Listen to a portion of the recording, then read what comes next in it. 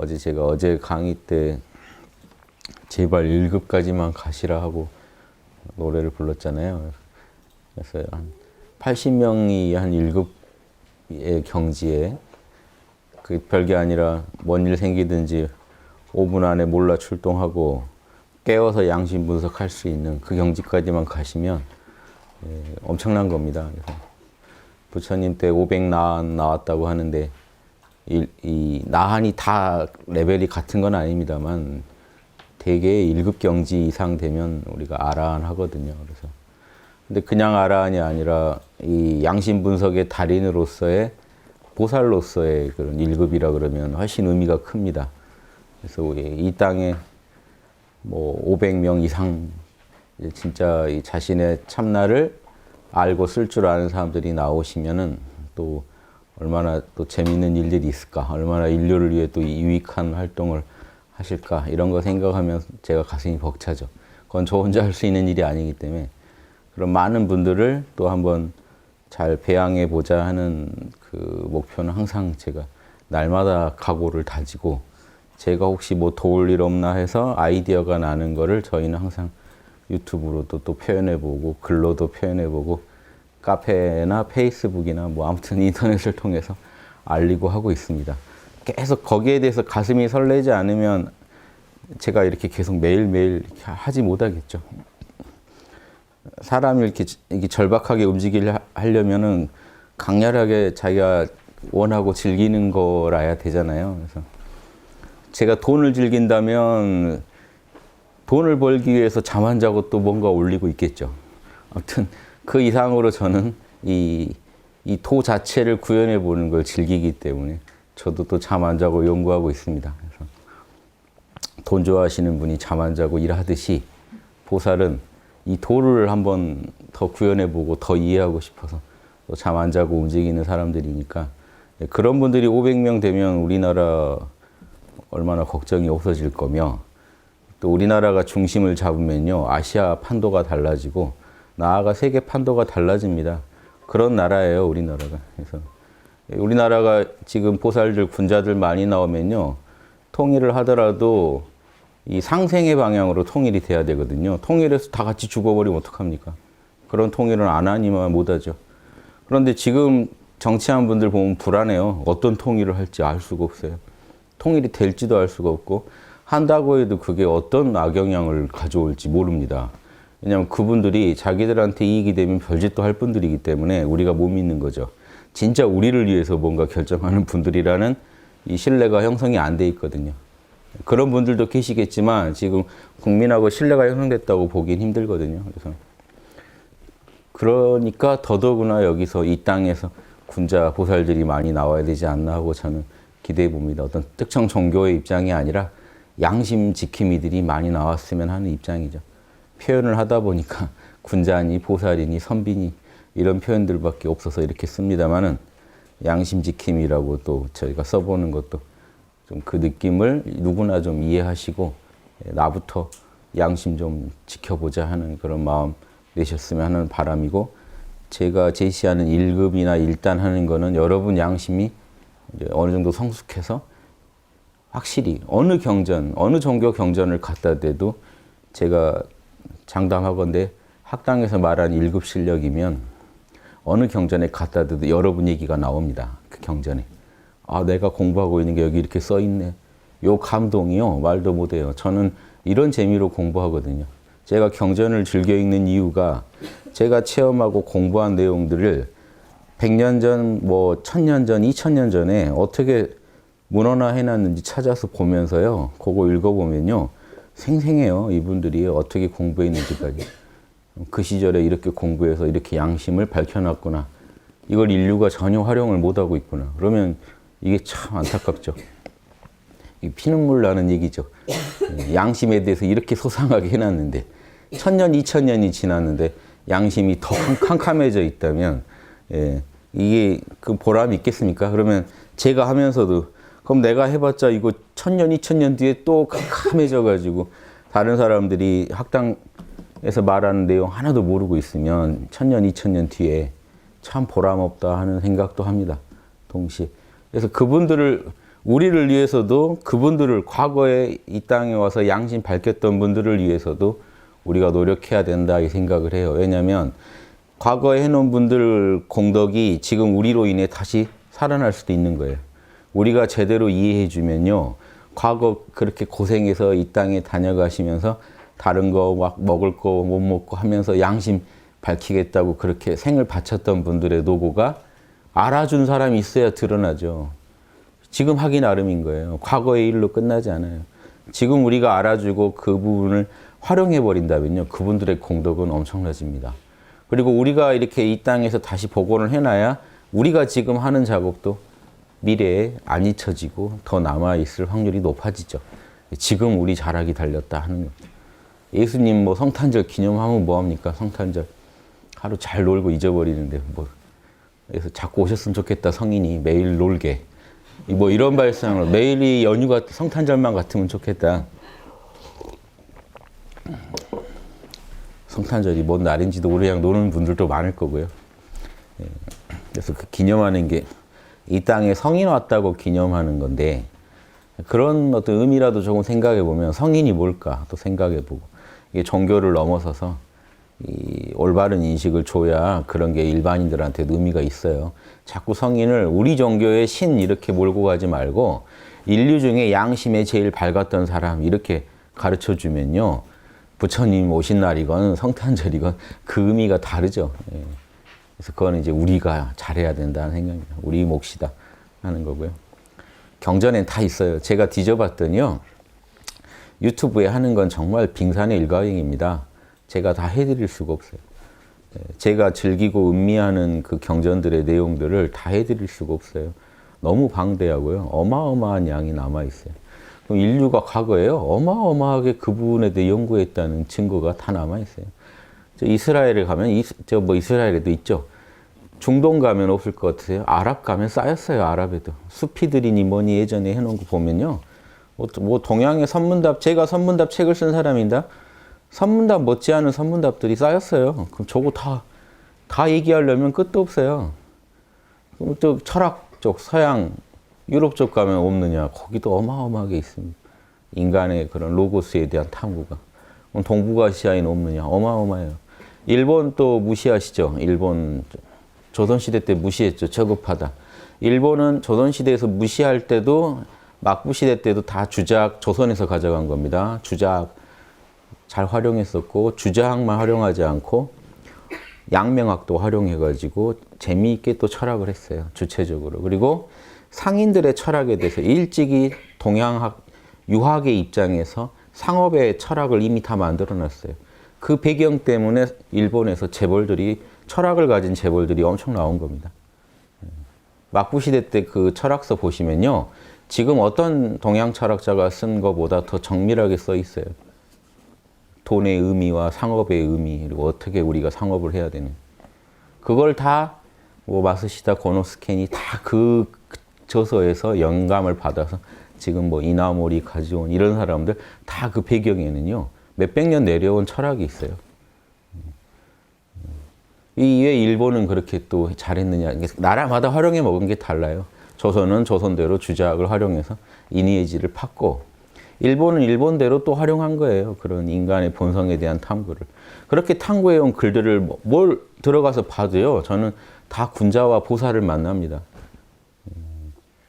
그런 분들도 이시다 바이간인가요? 일본의 그분도 저랑 거의 비슷한 삶을 살았어요. 하루 종일 그 상인들 모아놓고 강의를 해요. 연구해서. 죽을 때까지 강의하다 죽었어요. 계속 날마다 상인들한테 깨어나라. 이니에지. 장사에 이니에지를 써야 된다. 그래야 사람이다. 상인은 상업으로 이윤을 남기고 혼자는 또 선비는 도를 가르쳐서 이윤을 남기고 각자 다 이 사회에 기여함으로써 이익을 내는 거다. 그 부분에 있어서 공정하다.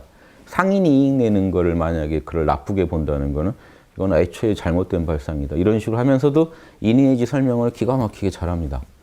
보면은 감탄스러워요. 그러면 제가 그런 걸 어떻게 무시해요? 일본 사람이라고 무시해요. 뭐 우리가 그 무시하는 나라라고 무시할 수가 있어요. 도는 다 똑같기 때문에 도 깨달은 사람들 얘기를 보면요. 다 이게 그 그 감정이입이 금방 되고 그분들이 어떻게 살았는지가 생생하게 와닿아요. 인도에는 없나요? 인도에는 어마어마한 티벳에 지금 부탄이. 그럼 이제 아메리카는 없을까요? 인디언들 다 도인들 엄청 많았습니다. 아프리카에도 도인들 많았어요. 그 한 부족에서 짱 하려면요 영성을 갖춰야 됩니다. 영성 없이 그거 사람 못 끌고 가요. 그분들 다 나름의 영성 깨달은 그 자명한 진리들을요 자기대로 다 가진 게 있어요. 전 다큐를 보고 뭘 보건 그런 사람들 나와서 뭔 말할 때 유심히 봅니다. 저 사람이 영성을 얼마나 알고 있을까. 모양은 다 다르지만 다 동일한 도를 닦고 있어요. 그럼 사실 이게 도심이 미약한 것 같지만요 어마어마한 인류가 그걸 연구했어요. 그런데 사람들이 원하는 당장 자극적으로 원하는 게 아니다 보니까 자꾸 그런 부분들은 그런 문명이 아주 선비 문명이나 그런 정신 문명이 아주 발육될 때나 사람들이 좀 관심 가져주지 조금만 욕심 문명으로 흘러버리면 그런 걸 바로 무시해 버립니다. 우리 마음이 그렇잖아요. 어느 날 마음 맑고 그럴 땐 그런 게 잘 와닿지만 욕망에 조금이라도 유혹이 당하면은 금방 그런 건 어디 가버리죠. 너무나 이제 그 욕망에 우리가 취약합니다. 그래서 그런 부분 때문에 인류 전체 문명을 놓고 봐도요, 도심은 항상 있었어요, 양심은. 그런데 조금이라도 우리가 욕심에 주목했을 때는 이 문명이 확 그리 경도되는 거죠. 욕망에 끌려가 버린. 지금 다시 균형을 못 잡으면 인류도 힘들다. 인류 전체의 마음을 한 마음으로 놓고 봤을 때 깨어있는 마음은 늘 있었단 말이에요. 우리도 그러잖아요. 양심은 늘 있었지만 욕심이 늘 이겼기 때문에 내 마음대로 내 뜻대로 못 산 거 아닙니까? 인류 문명도 그래요. 양심이 없었던 게 아니에요. 엄청난 연구 성과가 있어요. 알아볼 사람이 없어가지고 성과들이 잠자고 있는 거예요. 왜냐? 지금 양심적이지 않으면 어차피 그 글들은 아무 의미가 없으니까요. 인류한테. 지금 양심적이지 않으면 과거에 잘한 건 의미 없습니다. 과거에 여러분이 아무리 뭐 양심적으로 사셨든 뭐합니까? 지금 욕심에 충천해 있는데 그런 건 다 의미가 없거든요. 후회하죠, 오히려. 내가 과거에 뭔 양심 갖고 그 지랄을 했을까? 그 시간에 욕심을 더 할 걸. 그랬으면 지금 훨씬 잘 나갔을 텐데. 남보다 훨씬 앞섰을 텐데. 이렇게 후회하죠. 지금 우리나라가 조선시대 바라보는 안목이 그렇습니다. 뭔 인이지 닦는다고 그 난리를 해가지고 나라만 망하게 하고. 그때부터 돈을 벌었으면. 지금 여러분 부모님한테도 원망되지 않으세요? 그때 그 강남에 땅만 사두셨어도 조선시대 때 땅만 사두셨어도 지금 우리가 이렇게 안 사는데 지금 거기에 한번 꽂히면요 사리 판단이 다 그러게 돼요. 그게 그렇게 후회되고 그게 그렇게 못 견디겠고 과거에 더 호리피해 판단 못한 게 그렇게 원망스럽고 양심 판단한 건 안 원망스러운데요. 양심 판단 못한 거는 원망스럽지 않은데 그때 그거 못 땡긴 거는 정말 자다가 벌떡 일어나고 지금 이게 욕심 문명이 충천해 있기 때문에 그래요. 우리가 사는 세상 공기가 너무 욕심 문명의 공기예요. 그 안에 사시다 보면 그렇게 돼요. 여러분이 특히 문제가 있어서가 아니라 그런 환경에 그런 공기 자꾸 이렇게 마시면서 살면 그렇게 돼요. 자기도 모르게. 이럴 때 양심 문명의 새로운 신선한 공기를 여러분들한테 이렇게 맛보시라 하고 이게 권하는 작업이 끝도 없이 이루어지지 않으면 어떻게 이 공기를 바꿉니까? 거기다 제가 그 비싼 값 갖고 만약에 그 공기를 팔면 누가 그 공기 맛을 봅니까? 지나가는 사람 붙잡고 막 한번 맛만 보시라고 막 하고 이렇게 호객을 해도 될까 말까인데. 그러니까 제가 유튜브에 무상으로 뿌릴 수밖에 없죠. 이렇게라도 왕창 뿌려야 그나마 에이 그냥 공짜인데 한번 맛이나 보지 했다가 요거 괜찮네 하면 또 늘고 이거 말고는 기대할 길이 없었어요. 그래서 다른 방식으로는 절대 저희는 우리 하나 뭐 잘 살자고 시작한 일이 아니었기 때문에 인류를 바꿀 생각을 하고 시작했기 때문에 그런 생각이 난 거예요. 그러니까 보살도 아니면요, 여러분 공부 자체가 되질 않습니다.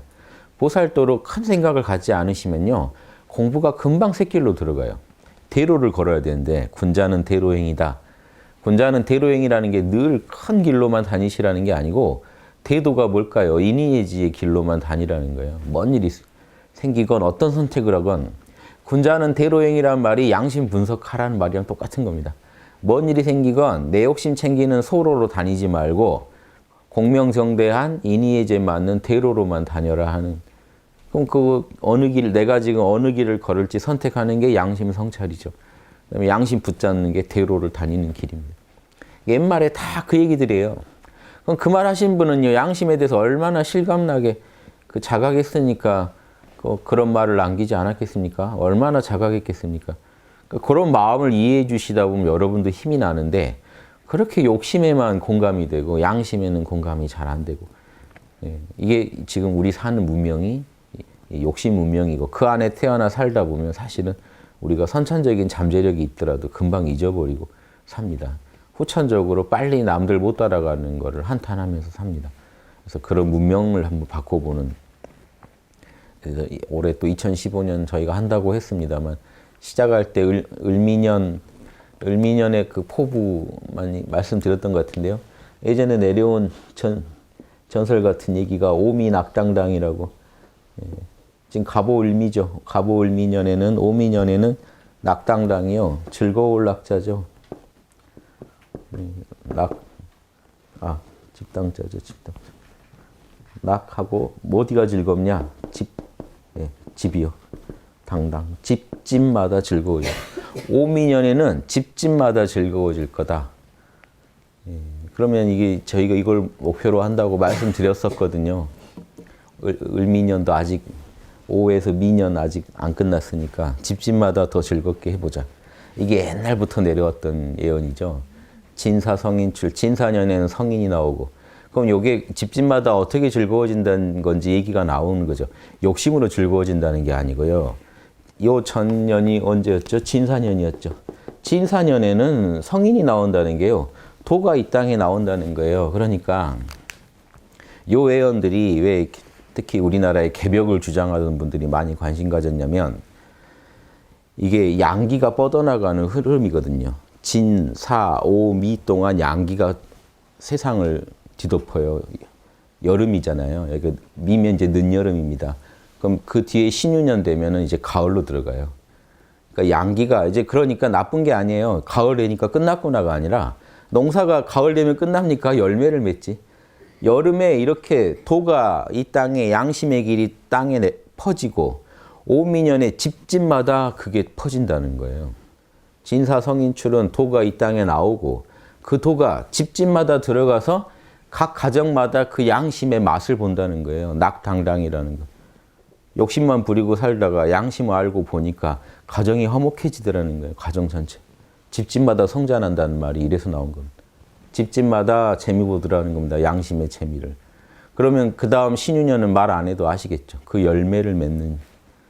저희는 여기 옛날 얘기지만 끄집어 드린 이유가 우리가 또 작업을 해보니까 진사년에 유튜브 엄청 뿌렸거든요. 기대를 해보는 거죠. 오미년에는 집집마다 유튜브를 보면서 뭔가 가정에서 좋은 화목한 소식이 들려오지 않을까? 근데 신기하게요.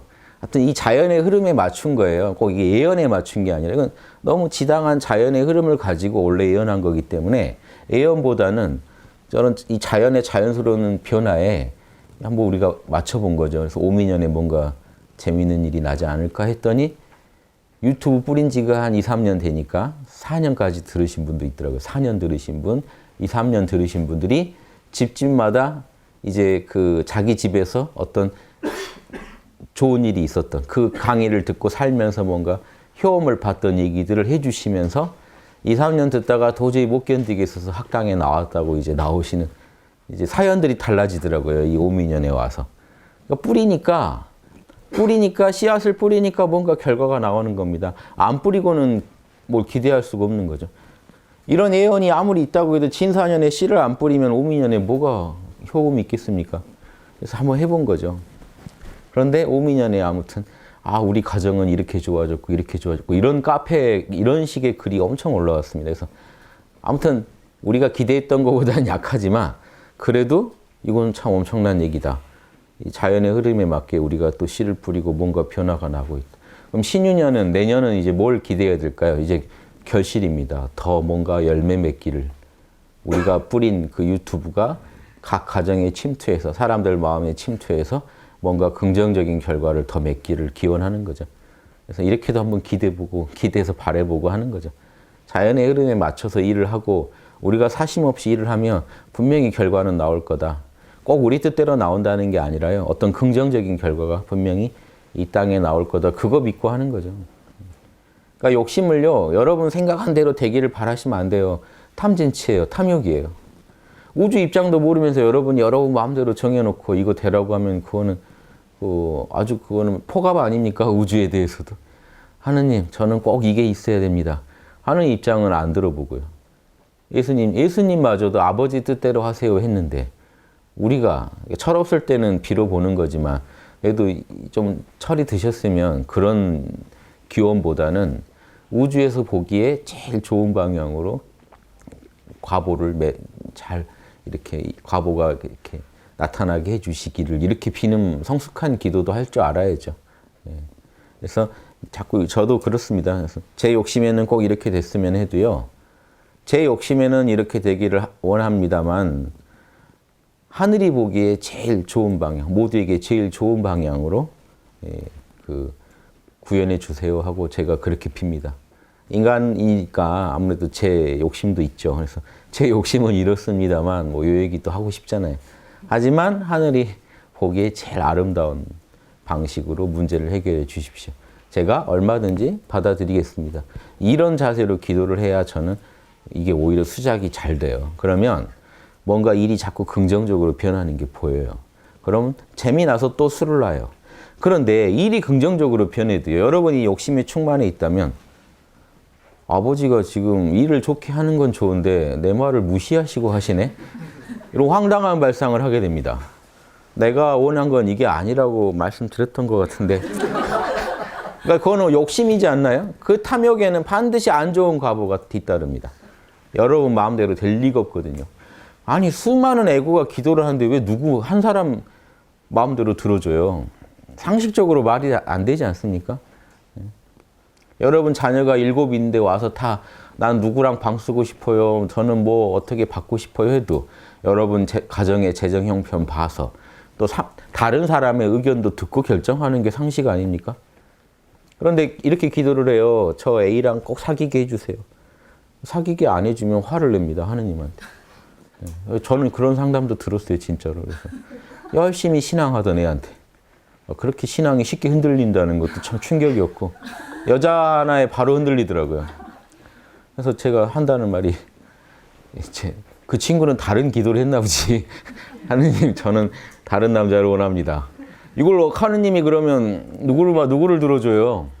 그럼 여기서 더 열심히 믿는 사람 거 들어줄 거다. 이거 다 폭력 아닌가요? 서로 의견이 다 다른데 황금률이 상대방이 원하는 거 들어주는 건데 상대방은 지금 다른 남자랑 잘 되길 기도하는데 내가 하느님한테 더 기도를 해가지고 이걸 끌어와야겠다. 이런 황당한 발상이 들어가게 된다고요. 그래도 내 욕심만 채우면 일단 좋겠다 하는 거죠. 에고의 전형적인 탐진치 노름인데 작은 예지만 큰 기도, 큰 걸 원하는 기도도 다 이 안에 들어가지 않을까요? 하느님 저한테 100억만 땡겨주세요. 하늘이 너한테 100억을 땡겨주려면 여러 사람 피눈물 흘려야 되는데 괜찮겠냐? 일단 100억 갖다 놓고 얘기를 하시죠. 하느님. 일단 난 100억을 보면 너무 좋을 것 같고 그럼 그 다음에 얘기합시다. 이게 인간의 탐진치 아닌가요? 저도 그래요. 저도 제 마음이 제가 제 에고를 보면 제 에고도 똑같아요. 그런 걸 원하고 있어요. 제가 공부를 했기 때문에 양심 무서운 줄 알아서 에고가 그런 말을 감히 안 하는 거지 에고는 똑같습니다. 그래서 에고 믿지 마세요. 여러분이 아무리 돌을 닦아도 에고는 똑같아요. 아무리 돌을 닦아도 눈은 보는 게 기능이고 귀는 듣는 게 기능이듯이 에고는 자기를 위하는 게 기능이에요. 에고에. 그러니까 에고 믿지 마시라는 게 이거예요. 성인들의 에고는 다르겠지. 에고가 다른 게 아니고 에고가 양심 눈치를 보면서 얘기하기 때문에 달라 보이는 거예요. 제가 그런 비유 많이 들었잖아요. 공부하기 싫은 아이가 에고예요. 이거는 아무리 해도 공부하기 싫은 아이예요. 그냥. 근데 그 아이가 열심히 공부한다. 어머니가 뒤에서 뒤통수를 째려보고 있으니까요. 양심이 날 지켜보고 있다는 걸 알면 에고도 움직입니다. 어쩔 수가 없어요. 에고 자체가 스스로 바뀌길 바라시면 안 돼요. 그러니까 양심각성을 안 하고 난 내 에고를 아주 아름답게 만들어 보겠다. 그건 말도 안 되는 소리. 에고가 뭘 하는지 아세요? 아름답게 만들어지는 게 아니라 아름답게 사기를 치고 다녀요. 가식을 하고 코스프레를 하고 다닙니다. 그러니까 내 에고를 아름답게 하고 싶고 인격자로 만들고 싶은데 양심은 모른다. 이런 분들은 더 무서운 경지에 들어가요. 사기를 치거든요. 그래서 이런 분들이 성인들이 오면 제일 욕먹는 표적이 됩니다. 일반인은요, 아예 자기가 못했다는 건 알아요. 그런데 이 사람들은 문제가요, 속으로 가식 덩어리고 위선 덩어리면서 자기가 도인이라고 생각하고 군자라고 생각하고 살아요. 제일 무서운 존재죠. 누가 천국 가겠습니까? 이 사람이 천국 가겠습니까? 자기가 죄인이라는 걸 너무 잘 아는 사람이 천국 가겠습니까? 굳이 둘 중에 하나 보내면요, 죄인인 줄 아는 사람 보내야 돼요. 참회라도 하잖아요, 이 사람은. 이런 사람은 참회도 없습니다. 위선이 습관화돼 버렸어요. 그래서 논어에도 보면 그런 사람들이 향원이라 그러는데 동네에서 제일 착하다는 소리 듣는 사람들을 공자님이 덕의 도적이라고 제일 욕합니다. 예수님 오면 제일 열심히 계율 지키던 바리새파를 제일 욕합니다. 성인들이 오면 똑같은 행태를 보이는 이 이유를 생각하셔야 돼요. 그 사람들이 제일 무서운 사람들. 도를 다 망쳐버려요. 여러분 차라리 못하면 못한다고 하시는 게 나아요. 내가 에고한테 끌려다니라고 이 고생을 한다. 이렇게 생각하는 게 맞죠. 내가 양심 못 따르는 게 참 부끄럽다. 이 사람이 더 이 가능성이 있는 사람이지, 내가 좀 양심적이지 하면서 가면 써버린 사람은 이게 회복 불능이거든요. 차라리 가면 벗고 참회하시는 게 낫습니다. 길을 몰라도 부끄러운 줄은 아시는 게 나아요. 그래야 거기서 싹이 나서 이제 다시 군자로 갈 수가 있어요. 그래서 그런 것도 생각해 보시고, 그래서 우리가 얼마나 욕심 문명 속에 살아왔는지는 중요하지 않고요. 지금 잘 반성하고 하늘의 뜻대로 이렇게 살아가는 삶을 조금씩 익혀가시면 돼요. 학당은 어떤 무슨 수련의 어떤 비법을 가르쳐 드리는 것이 아니고 문화를 가르쳐 드리는 것입니다. 정신 문화를 누리고 사시려면 여러분부터 먼저 그 문화를 얼리 어답터가 돼서 쓰셔야 돼요. 여러분부터 안 쓰시는 문화를 누가 씁니까? 여러분이 쓰시는 그 문화를 소개해 드리는 거예요. 하루에 10분 정도는 단전 좀 한번 지켜봐 주세요. 호흡에 집중해 보세요. 단전의 기운 차야 여러분, 우리 몸에는요, 여러 개 몸이 있습니다, 사실. 육체가 있고요, 에너지체가 있어요. 경락이라고 하죠. 그 몸이 있어요. 그 다음에 서양에서 아스트랄체라고 하는 감정체가 있어요. 감정을 표현해내는 에너지체가, 그것도 일종의 에너지체인데, 경락에 다니는 에너지체보다는 미묘한 에너지체죠. 더 미묘한 에너지체가 있어요. 멘탈체라고 하는데 생각을 구동시키는 에너지체가 있어요. 그것도 기운이 있어야 생각하거든. 그 너머에는 참나가 있어요. 그 원인체라고 하는데 원신이라고 하죠. 동양에서는 그 참나가 있어요. 참나도 일종의 에너지예요. 이게 다 한 에너지이기 때문에 사실 한 기운이에요. 여러분이 단전의 힘을 키우면 육체도 힘을 받고 에너지체가 일단 힘이 생기면 육체도 힘을 받고 안으로 생각체나 감정체, 참나까지도 파워풀해집니다. 계속해서 에너지를 안 대주면요, 여러분 금방 우울해지고 힘을 잃어버리고 세상을 헤쳐나갈 정신력을 못 얻어요. 특히 여성분들은 호흡하셔야 돼요. 여성분들은 지금 그 에너지 부분에 있어서 보강이 꼭 필요합니다. 몸이 차지고 힘이 딸리고 마음이 이렇게 우울 모드로 잘 빠진다 싶을 때는 호흡을 많이 해서 에너지를 계속 대주면요, 이 몸이 따뜻해지고 마음도 풀려요. 그리고 이 각 에너지체들이 힘을 타야 돼요.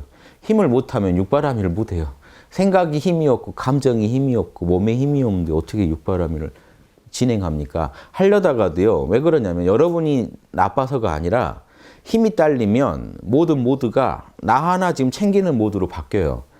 육바라밀은 나를 이롭게 한 것만이 아니라 남까지 돌봐주겠다는 그 마음인데, 힘이 딸리면 지금 내 거 지금 지키는데 힘이 다 쓰이기 때문에 자기 기운이 딸려버리면요, 남을 도와주긴커녕 나도 어떤 마음의 벽에, 감정의 벽에 갇혀버린, 그거 빠져나오는데 힘써야 되는 상황이 돼요. 그래서 여러분 기운 단전 호흡을 길게 안 하시더라도 숨이 들어올 때 에너지가 들어오고 숨이 나갈 때 내 몸 안에 나쁜 에너지 나간다. 좋은 에너지 들어오고 나쁜 에너지 나간다는 느낌으로만 호흡 길게 안 하시더라도 호흡에 집중만 하고 계셔도 거기에 단전까지 내려갔다 나간다는 그 정도 생각만 하시고 하시면 몸에 뭔가 힘이 나요, 더. 호흡이 좀 더 길어지면 힘이 더 나고, 이제 이런 거는 체험해 보시면 알죠. 그러니까 하루에 10분이라도 호흡이나 단전에 집중해 보시는 거. 이게 정신 문화 누리는 사람의 하루 삶입니다. 최소 10분 이상 아침에 아니면 밤에 자기 단전에 있는 기운 좀 체크해 주는 거. 기력이 딸리면 오늘 내 하루 삶이 힘들어질 수 있다. 그러니까 아침 저녁으로 좀 체크를 해보시고 하루에 10분 정도는 내가 평소 생각 못 하던 거에 대해서 양심 분석, 지금 자명한 분석을 해보셔야 돼요. 그러니까 여러분이 그냥 혼자 계시면 이제 어제보다 더 나은 생각 못 합니다. 책을 보셔야 돼요. 책이나 새로운 정보를 접하셔야 돼요. 제 유튜브를 듣거나 고전이나 이런 정신수양에 도움이 되는, 철학에 도움이 되는 책 많이 안 보시더라도 한 구절이라도 보세요. 그래서 그날 그 한 구절이라도 곱씹으시면서 평소에 안 하던 생각을 좀 해주셔야 여러분 생각체가 발달돼요. 멘탈체가 발달돼요. 생각을 자꾸 안 하시면 멘탈체가 활용이 안 됩니다. 여러분 생각의 그 마음, 이런 뭔가 어떤 생각의 몸이라는 건 에너지죠. 어떤 에너지와 그 마음이 있더라도 이게 잘 발현이 안 돼요. 생각을 지혜롭게 하실 때 멘탈체가 최대한 자신의 어떤 기능을 발휘합니다. 감정이 조화롭고 자비로울 때 감정체의 기능이 최대한 발현돼요. 한쪽을 치우쳐버리면 감정체의 균형이 깨져요. 근데 우리는 금방금방 하나의 감정에 빠져버려요. 생각은 짧아요. 생각을 오래 못하고 자명하게 못해요. 그러니까 생각은 항상 자명한 생각을 해야 돼요. 진리를 하나 발견하는 그 희열을 느껴야 멘탈체가 발달하고 감정을 조화를 이룰 때 감정체가 발달하고 에너지체는 기운이 충만해야 되고 그럼 에너지체가 몸을 받쳐주니까 몸도 보호를 받아요. 그래서 몸과 감정과 이 생각이 생각, 감정, 오감이라고 제가 말하는 그 부분들이 다 힘을 타야 돼요. 그래서 멘탈체로는 지혜를 표현하고 아스트랄체, 감정체로는 자비심을 표현하고 이 에너지체나 이 물질의 몸으로는 능력을 구현해야 돼요. 그래서 이 지혜와 자비와 그 능력이요. 신의 새 어떤 공덕이고 덕성인데 요게 우리 에고를 통해 표현돼야 되는데 멘탈체, 아스트랄체, 이 육체가 다 후달리면요. 표현이 안 돼요. 그러니까 안으로 아무리 좋은 게 있으면 뭐합니까? 밖으로 표현이 하나도 안 돼요. 그럼 찜찜하죠. 또 우울해지고. 뭔가 제대로 못 산다는 기분이 계속 들 수밖에 없어요. 여러분이 아무리 돈을 벌고 뭘 하고 좋은 걸 해도 그때 잠깐 마비되고 잠깐 쾌락을 통해서 위안을 얻는 거지 그게 지나고 나면 여러분 내면에서는 근원적으로 잘못 살고 있다는 신호가 계속 와요. 이건 어쩔 수가 없어요. 여러분의 잠재력을 다 구현 못해서 일어난 일이기 때문에 이건 다른 방식으로 풀 수가 없습니다. 그냥 양심을 개발하는 수밖에 없어요. 이 부분 때문에 예전에 철학자들이 사람이 그냥 사는 게 아니고 양심 닦고 이성 닦아야 살고 로고스 우주의 그런 질서를 이해하고 따를 때 진짜 사람 사는 거다 이 말을 한 이유가 그 사람들은 그걸 예민하게 느껴본 거예요. 이걸 안 하고 산다는 거는 그거는 좀 동물적인 삶을 살고 있는 거지 진짜 인간의 마음을 갖고 있다면 요거 양심 안 따르고 못 견디게 프로그램 돼 있다는 걸 본 거죠. 그래서 그런 말들이 나오는 겁니다. 그래서 정신 문명 사회를 만들고 싶으시면 여러분부터 그냥 쓰셔야 돼요. 여러분 안에 있는 신성을 꺼내실 수 있어야 돼요. 양심을 꺼내실 수 있어야 돼요. 생각으로 꺼내 쓰시려면 지혜로운 자명한 생각을 자꾸 양심 분석을 자꾸 하시면요. 멘탈체가 정화되죠. 자명한 생각을 자꾸 하니까. 그리고 여러분 희노애락이 조절되니까 아스트랄체도 정화돼요. 그렇잖아요. 아무리 여러분이 어떤 일로 기뻐도 양심 분석을 해보니까 너무 기뻐할 일이 아닌 것 같아서 자연스럽게 기쁨이 절도를 찾고 분노가 양심 분석을 해봤더니 내가 이렇게 분노할 일이 아니다 해서 분노를 조절하게 되고 하다 보면 희노애락의 균형을 찾게 되잖아요. 그러면 여러분 성인도 되는 겁니다. 희노애락 균형 찾는다는 건 엄청난 일이거든요. 그게 결국은 아스트랄체를 여러분이 균형 있게 잘 관리할 수 있게 됐다는 거죠. 그럼 그게 정화된 거죠. 그리고 그 안에서 또 여러분이 몸 관리도 몸도 말과 행동으로 하는 거 다 몸으로 하는 거 아닙니까? 말과 행동도 절제를 이루게 되면은 몸 관리도 꼭 건강만이 아니라 여러분 몸뚱이랑 이 주둥이로 여러분 얼마나 많은 업을 짓고 다니는지 아십니까? 그거를 여러분 멈추게 됩니다. 능력을 좋은 데 쓰게 되는 거죠. 지혜를 얻고 자비로운 마음, 감정을 얻고 지혜로운 생각을 얻고 이 몸뚱이를 선을 실천하는데 선을 발현하는 데다가 이 능력을 쓰게 되면 좋은 선한 능력을 갖게 되는 거랑 같죠. 이게 여러분한테 찾아와야 예전에 우리 민족은요 이걸 잘 알았어요. 그래서 삼일신고라는 그 우리 민족의 그 경전에 보면 하나님은 대덕 대해 대력하시다 이래요. 위대한 덕, 위대한 자비심과 위대한 지혜와 위대한 능력을 갖고 계시다. 요게 그 우리 민족이 생각하는 하느님의 모습이었어요. 그러면 그 삼일신고에는 철인이라고 하는데 공부해서 철인이 된 사람은 그걸 구현하는 사람일 뿐이에요. 그런데 대승불교에서 보살은 어떤 사람입니까? 그런 위대한 덕과 지혜와 능력을 갖추자는 사람일 뿐이에요. 결국. 보세요. 육바라밀이 그게 다 그걸 대표합니다. 육바라밀 안에 반야바라밀이 있죠. 이건 지혜를 대표합니다. 보신이 남을 돌봐주고 배려해주는 거는 덕을 상징합니다. 지겐이 뭔가 이 정진력이니 하는 거는 능력입니다. 육바라밀 안에 다 들어있어요. 자비도 들어있고 능력도 들어있고 지혜도 들어있고. 육바라밀 잘 갖추자는 것이 사실은 덕과 자비와 지혜를 갖추자는 거죠. 그러니까 여러분 육바라밀만 잘 하시면 이 멘탈체, 아스트랄체 이런 물질체가 다 원만하게 배양이 돼요. 그러니까 거기에 이제 호흡으로 에너지 대주면서 에너지 충만하게 해주면서 양심 분석, 육바라밀 분석으로 지혜를 개발하고 그 실천을 통해서 여러분 감정이나 실천력을 업그레이드 시킨다면 여러분은 우주 어디 가도 그 인정받을 존재죠. 자기가 받은 재료를 그렇게 잘 쓰고 있는데 우주 어디 가도 그 사람은 영성이 높은 사람이 되는 거죠.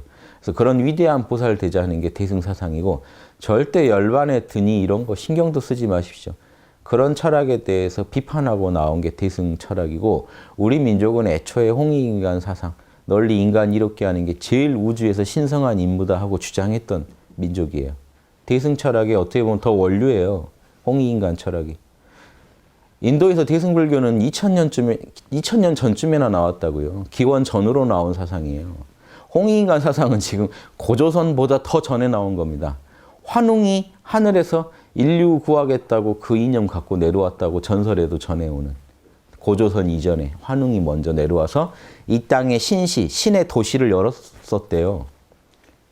이게 우리 민족에 내려오는 우리는 신화이자 우리 민족의 어떤 정신적 문명의 흐름의 어떤 계보예요. 하늘로부터 그 문명을 이어받아서 이 땅에 신의 도시가 그럼 뭘까요? 홍익인간 구현된 곳이 신의 도시고 신의 도시에 사는 사람들은 철인들이었겠죠. 지감조시 금촉이라고 전해오죠. 마음 관리하고 호흡 관리하고 자신의 언행, 행동 관리를 할 줄 알았던 사람들. 양심에 맞게. 그런 사람들을 실제 배양되면서 사회를 구성하고 사회를 이끌었던 그런 도시를 신의 도시라고 하지 않겠습니까? 신시라고 부를 때는. 우리는 신시를 꿈꿔야 됩니다. 이 땅에 신시를 다시 구현하겠다. 너희 뭐 조선시대 다시 만들겠다는 거냐? 이니에지에서. 그러는 게 아니고 우리 민족의 원형, 정신문명의 어떤 원형의 모습은 우리 민족한테는 신시예요. 홍익인간이 구현되는 철인들이 사는 사회. 어디서는 홍익인간을 홍익인간이라고 풀어서 홍익인간들이 사는 사회 이렇게 얘기하기도 합니다만 그거는 이제 뭐 창조적인 활용이시고요. 널리 홍익하는 인간들 뭐 이런 의미로 애초에 쓴 건 아니니까 홍익인간 이런 말은 표현은 불교에서 온 거예요. 우리 민족이 그전엔 뭐라고 했겠죠. 우리말로. 그걸 한문으로 표현할 때는 불경에서 온 겁니다. 이게 서로 생각이 같으니까 불경에 원래 있던 표현들이에요. 홍익인간 지금 현재 전하는 문헌 누가 쓴 겁니까? 이련 스님이 쓴 거잖아요. 그럼 이련 스님이 다 썼냐? 아니면 그전에도 이미 불교 문헌에서 우리 옛날 단군 역사가 한문화됐었어요. 일단 현재 추적 가능한 거는 불교식 표현이라는 건 알 수 있습니다. 그래서 화엄경이나 불경 표면 이익중생, 요익중생, 보익중생 이런 표현이 아주 일상적인 표현이거든요. 근데 우리 민족의 예전에 그 가르침을 보니까 널리 인간을 이롭게 하라 이런 게 말로 내려왔겠죠. 그러니까 한문으로 표현할 때 그 대승경전의 표현 비슷하게 표현이 된 겁니다. 그만큼 서로 사상이 같았다는 얘기예요.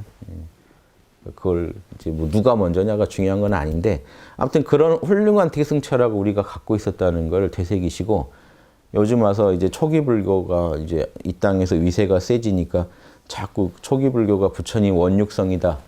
대승은 마구니 소리다. 대승 주장하면서 소승 비판하는 윤홍식이는 아무튼 하나부터 열까지 다 틀렸고 뭐 아무튼 뭐 상식도 없고 뭐 싸가지 없는 사람이다. 이런 얘기 많이 하시는데 나중에 보시면 그분들이 그렇게 부처님을 소승성자로만 딱 정해버리시면 당장은 좋을 것 같죠.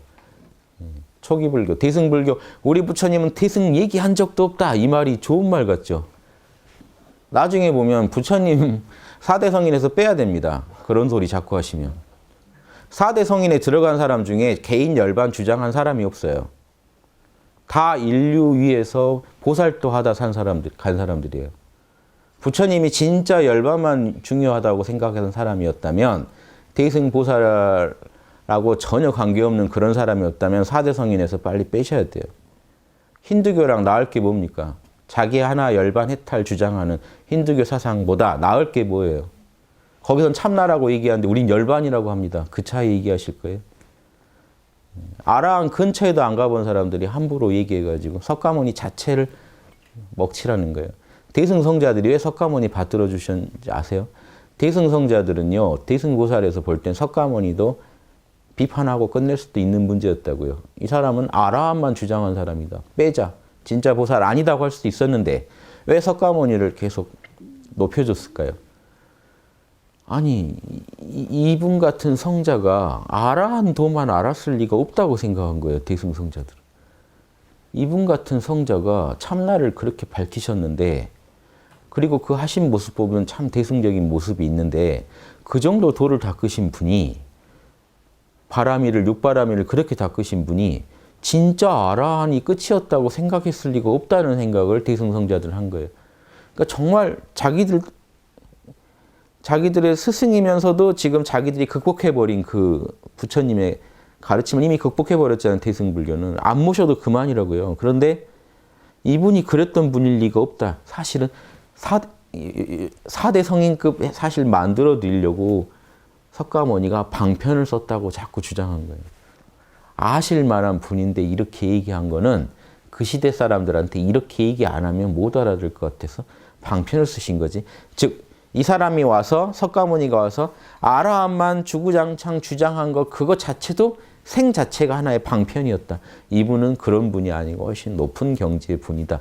요 얘기를 계속 해준 거예요. 그런데 지금 초기불교 분들은 그런 말 자체가 다 못마땅한 거예요. 감히 우리 석가모니를 대승에 끌어들여 이제 이거죠. 이렇게 서로 입장이 다른 겁니다. 상대방 입장도 좀 알고 저는 대화를 나누면 좋겠다는 겁니다.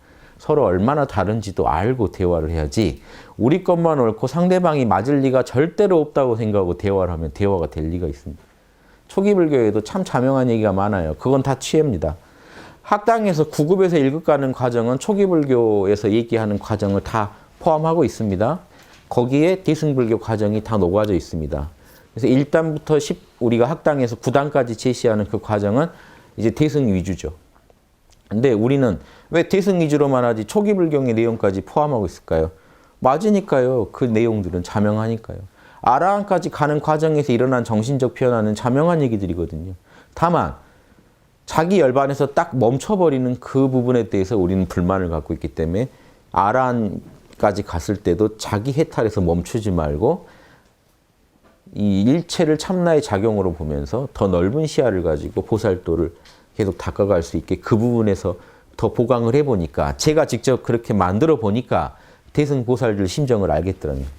대승보살들이 정확하게 대승귀신론 보셔도 아라한은 1급 일주보살에다 같은 레벨이라고 딱 배정해 놨습니다. 그러니까 거기까지는 자명한다는 거예요. 자명하다는 거예요. 일주보살의 경지까지.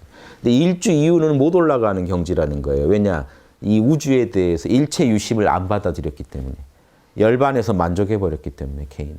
그러니까 이 부분을 더 공부하면 얼마든지 십지보살까지 갈 수 있다.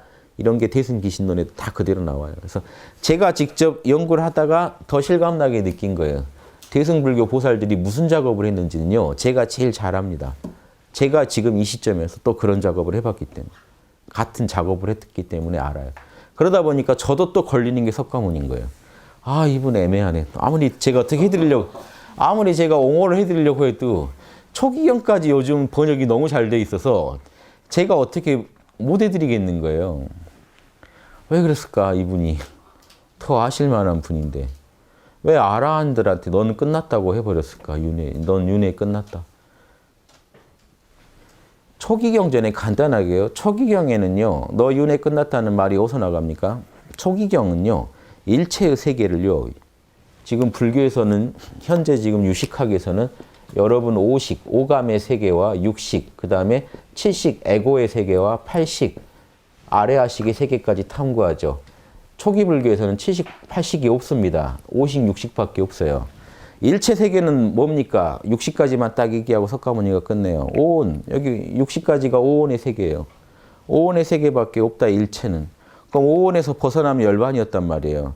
근데 심리학을 더 파들어가 보니까 오온에서 끝나질 않아요. 에고가 있고 또 그 너머에 카르마가 저장되는 팔식이 있더란 말이죠. 이 부분에 대한 해탈에 대한 그 이야기는 애초에 초기경에 나오질 않습니다. 육식만 넘어서면 여러분 육식에서 일어나는 번뇌만 넘어서면 사실은 해탈했다고 본 거라고요. 열반했다고 본 거라고요. 이게 이상하다는 걸 찾아낸 거예요. 대승불교에서. 지금 현재 어떤 스님이 번역한 책에서 쓰신 책에서 뭐라고 주장해가지고 그걸 저를 공격하는 수단으로 삼으시기도 하던데 힌두교인들이 대승불교를 만들었대요. 불교 망치려고. 힌두교부터 다시 공부하시기를 바라고 그런 분들은요. 입으로 그렇게 떠드는 분들은요. 참나를 전혀 모르기 때문에 설득할 수가 없어요. 열반이라도 참나는 됐고 아라한이 얻어야 되는 열반이라도 얻은 분이면 제가 설득을 해볼 수가 있는데 열반 왜냐하면 제 체험과 그 열반의 체험이 다를 수가 없기 때문에 설득이 되거든요. 열반 체험 안 해본 분은 설득할 수가 없습니다. 그거 제일 무서워요. 글로 배웠기 때문에 설득할 수가 없어요. 서울도 남대문도 예전에 유명한 얘기 있죠. 남대문도 문인데 문턱이 없을 리가 있나? 그럼 남대문 갔다 온 사람이 문턱이 없던데. 이 사람 서울까지 가서 헛것 보고 왔구만. 동네 사람들이 다 문턱설을 지지하는 거죠. 설마 문인데 문턱이 있지. 그래가지고 갔다 온 사람만 뭐 되는 이런 얘기들이 똑같아요. 열반이 그럴 리가 있나. 안 가본 열반을 어떻게 우리가 설득하고 이깁니까? 그런 주장하는 분들, 열반하고 참나 다르다는 분들은요. 열반을 안 겪어본 분들이에요. 진짜 겪은 분들은 똑같은 소리랍니다. 제가 아찬차 같은 분들 얘기 읽어드렸죠. 그 스승인 아짠문도 똑같았어요. 근데 왜 그 제자 아짠 불안 가가지고는 왜 이상한 소리를 하고 있다는지 제가 이해가 안 됩니다. 아짠차한테 제대로 못 배웠다고 밖에 볼 수가 없어요. 아짠문 아짠차 계보가 제일 알아차리는 마음 자체가 열반이라는 주장을 제일 하셨던 분들이에요. 아잔부람 글 보세요. 그 제자인데 알아차리는 마음을 열반이라고 해서 열반을 폄하하지 마라. 열반을 아주 싼 값으로 매도하지 마라. 알아차리는 마음이 아니고 확 또 환상을 보탭니다. 탐진치가 없고 뭐가 없고. 알아차린 마음이 그거예요. 대화가 안 돼요. 도대체 뭐 설득도 안 되고 이걸 뭐라고 얘기할 거예요. 이게 참 어렵습니다. 그래서 70, 80 정화는 지금은 초기 불교에 나오지도 않아요. 그래서 대승불교 이론이 어떻게 나온지 아세요? 그래서 일주보살이라고 하는 거예요. 아라한은 일주보살이다. 왜냐? 무의식 정화가 하나도 안 돼 있기 때문에. 무의식 부분이 나오지도 않았단 말이에요. 초기경에는. 무의식이 없어요. 초기경에 절대 안 나와요. 우리가 생각하는 그 의식만 나오지. 표면의식만 나오지. 그러니까 에고 문제나 이런 문제가 제대로 다뤄지지가 않죠. 오원 버리면 열반. 딱 이렇게만 구성이 돼 있죠. 철학이. 대승불교 안에서도 힌두교는 무의식까지 다 얘기했단 말이에요. 그때도. 그 힌두교와 서로 교류하면서 대승불교도 이제 서로 이렇게 도움을 준 거죠. 이런 무의식에 대한 부분까지 다 입장 정리를 해놓은 게 유식학이에요. 그러니까 초기불교 볼 때는 저것들이 힌두교랑 짝짝꿍이 돼서 뭔 짓을 했다 이렇게 볼 수도 있지만 이쪽에서 볼 때는 지금 아라한이 정화했다고 하는 그 부분에 의심이 나온 거죠. 어디까지 정화하고 열반이라고 우기는 거야. 무의식, 지금 에고도 정화가 안 되는데 어떻게 저런 말을 하는 거야 이거죠. 그래서 주장한 거예요. 대승기신론에서도. 육식을 정화한 단계가 일주보살입니다. 육식을 그래도 어느 정도 정화한 단계가. 그래서 육식과 칠식이 만나는 영역까지.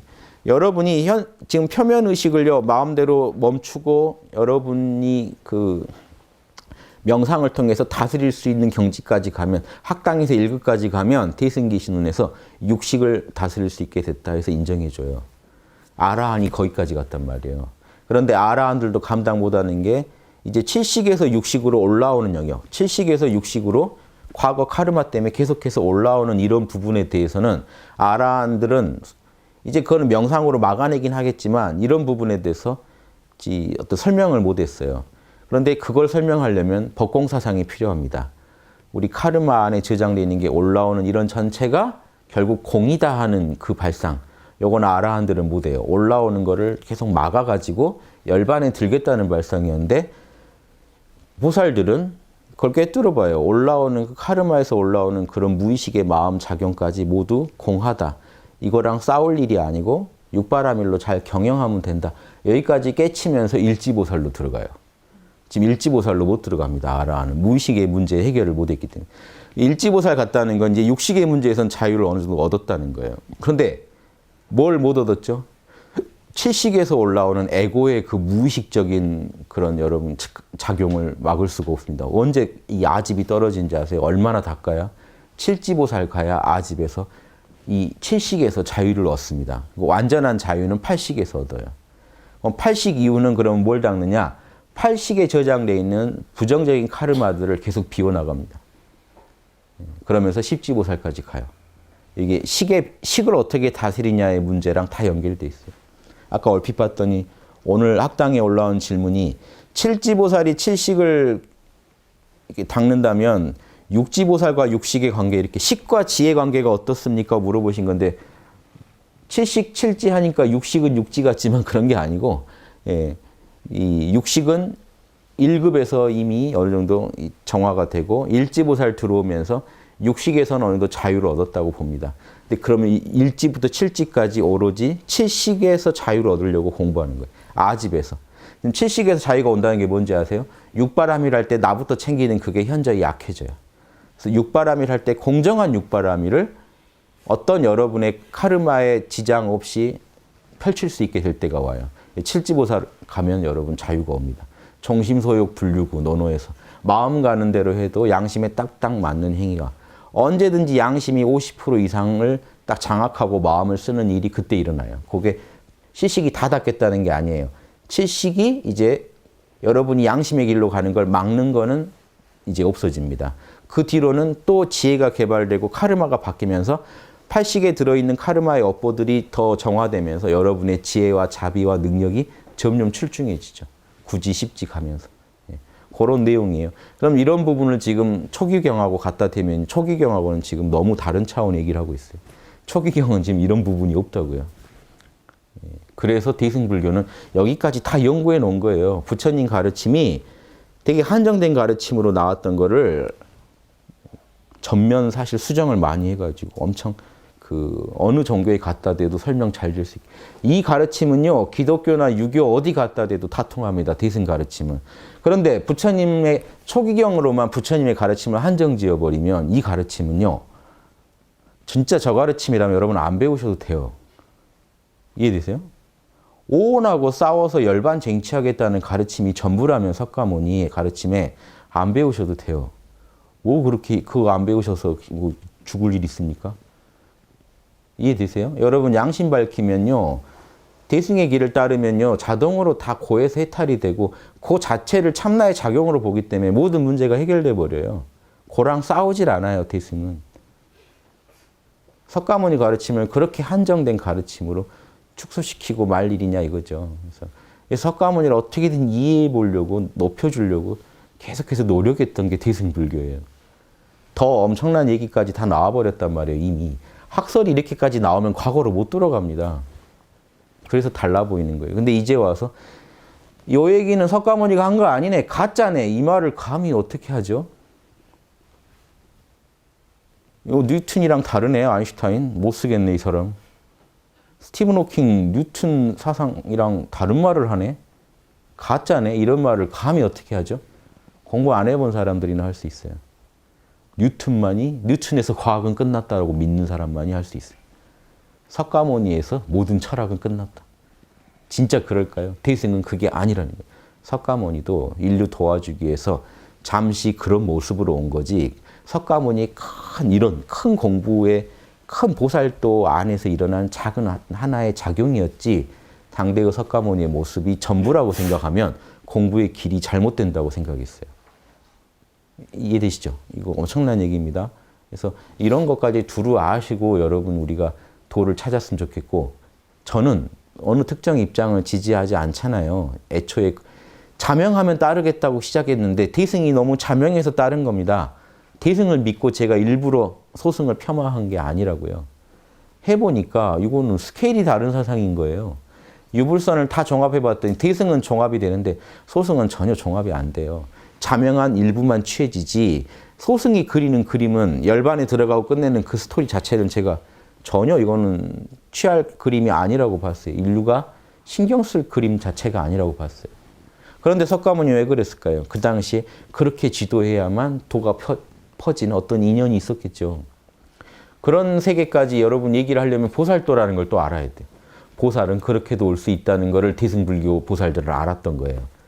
근데 초기 불교 분들은 그런 걸 상상을 못 합니다. 보살도라는 게 상상이 안 되거든요. 계속해서 현상계로 오가면서 수작을 계속 부린다고? 카르마 조정을 계속 하면서 현상계로 오간다고? 이게 발상이 안 되거든요. 기회만 있으면 떠나야지 왜 그런 짓을 하고 있지 하는 거죠. 이해되시죠? 너무 스케일이 다릅니다. 그래서 이런 얘기 제가 해도 또 뭐 욕만 더 올라올 거예요. 이게 아주 점입가경일세 하면서 아마 여기 그걸 알겠지만 저는 이 얘기를 안 할 수가 없어서 합니다. 예. 제 입장도 있기 때문에 예, 여기까지 마치겠습니다. 예.